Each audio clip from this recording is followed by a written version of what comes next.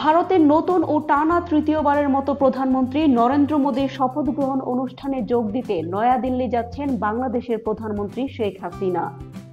Narendra Modi ৯ June সন্ধ্যা ৬টায় দিল্লিতে প্রধানমন্ত্রী হিসেবে শপথ নেবেন।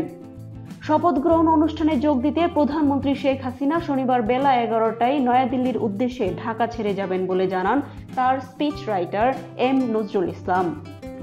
এর আগে বুধবার টেলিফোনে আলাপকালে নরেন্দ্র মোদী তার শপথ গ্রহণ অনুষ্ঠানে যোগ দেওয়ার জন্য বাংলাদেশের প্রধানমন্ত্রীকে আমন্ত্রণ জানান।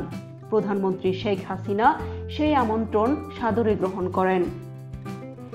প্রধানমন্ত্রী শেখ হাসিনার ৩ দিনের দিল্লি সফরে তার সঙ্গে থাকছেন নবনিযুক্ত প্রেস সচিব নাইমুল ইসলাম খান। দেশের সিনিয়র সাংবাদিক ও দৈনিক আমাদের নতুন সময়ের ইমেরিটাস এডিটর নাইমুল ইসলাম খানের নিয়োগ প্রজ্ঞাপনটি বৃহস্পতিবার জারি করে জনপ্রশাসন মন্ত্রণালয়।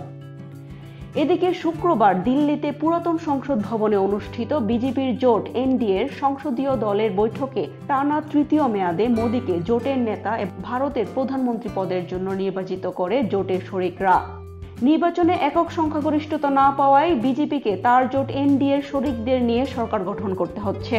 এনডিএর মুখপাত্র ও বিজেপি নেতা প্রহ্লাদ যোশী সংবাদ মাধ্যমকে জানান, রবিবার সন্ধ্যা ৬টায় নরেন্দ্র মোদী প্রধানমন্ত্রী হিসেবে শপথ নেবেন। নরেন্দ্র মোদীর শপথ অনুষ্ঠানে যোগদান শেষে প্রধানমন্ত্রী শেখ হাসিনা ১০ জুন দুপুরে দেশে ফিরবেন বলে জানান প্রধানমন্ত্রীর speech writer M Nazrul Islam. উল্লেখ্য, ভারতের ১৮তম লোকসভা নির্বাচনে বিজেপি এককভাবে ২৪০ আসন লাভ করে। তবে বিজেপি নেতৃত্বাধীন এনডিএ জোট ২৯৩টি এবং কংগ্রেস নেতৃত্বাধীন ইন্ডিয়া জোট ২৩৩টি আসন জেতে। সরকার গঠনের জন্য প্রয়োজন ২৭২টি আসন।